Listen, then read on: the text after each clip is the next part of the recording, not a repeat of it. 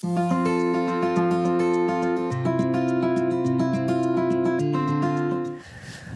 so this is a purple top turnip. Why does it have that name, Nathan?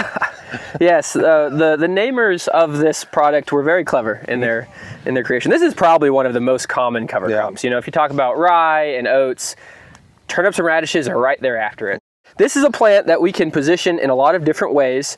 One of the best things about purple top turnips, because they are so common, is they're pretty cheap.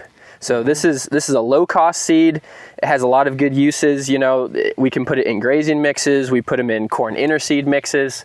If you're like a seed corn guy and you're looking to kind of, you know, at male destruction, go in and broadcast some seeds to soak up some of the, you know, excess nitrogen in your system, this plant can do it and put all that nitrogen right here. And then when it breaks down, it releases it back to the system. So as you go farther south, purple top turnips can be an overwintering brassica. Here in Nebraska, they're pretty much just going to winter kill. There'll always be a couple that make it through, but for the most part, they're going to winter kill. Yeah, so this turnip is bringing forage value in a couple of ways. So the tops, so these turnip tops, the turnip greens, have a lot of nutritional value in them. Now, they're not going to be as high a protein as a collard, but they're going to be higher protein and more palatable than, say, like rapeseed. Yep. So they will graze these tops off pretty well. And then these bulbs, and we've seen some of these things get huge if they have enough nitrogen, enough time to grow. And that's a storehouse, that's a reserve of energy. And we've seen cattle graze these turnip bulbs all winter long. And they just keep kind of gnawing them off and eating them down into the ground. So in the right situation, you can get some early grazing and then get some storehouse or stockpile grazing here as well.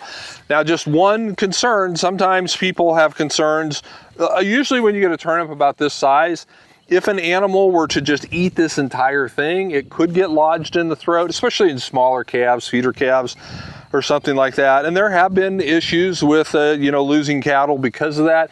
Generally not a full-grown cow. You know, they got a big enough throat, it just goes down. So if that's a concern, and it certainly could be, then you would go with a hybrid turnip that doesn't have a bulb, or you go with the collards. But, you know, these are just a good old standby, relatively inexpensive, grow really quickly, and are really a great storehouse for energy in your soil. Yeah, the turnip greens will regrow a fair bit. Like if you grazed it off now, I mean, the turnip would regrow, it would keep going because it's a biannual, so it's just going to keep, for this entire first year, you know, putting energy in that bulb, making leaves, putting energy in the bulb, it's going to try to overwinter. It would then make seed next spring. When I've grazed it with lambs before, they'll come through and they'll take quite a few bites in the first grazing out of the turnip bulb, and this bulb's about just over 60 days old here.